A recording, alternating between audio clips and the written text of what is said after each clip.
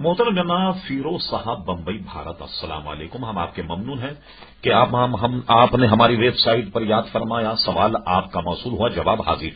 آپ نے یہ پوچھا کہ حضور صلی اللہ علیہ وسلم جب شب قدر بتانے والے تھے اور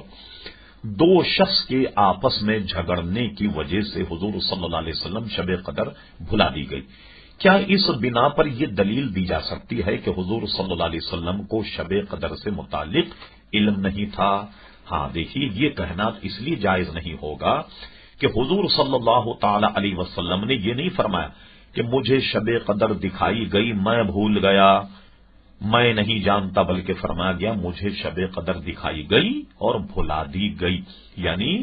شب قدر دکھانا بھی اللہ کی جانب سے تھا تو بھلانا بھی اسی کی جانب سے ہے، جیسے صریحاً قرآن مجید فرقان حمید میں 30ویں پارے میں آیت ہے، ارشاد باری تعالیٰ ہوا سنقرئک فلا تنسا، میں تمہیں ایسا پڑھوں گا میرے حبیب تم کبھی نہیں بھولو گے، الا ماشاء اللہ، مگر بھولو گے بھی جب تمہارا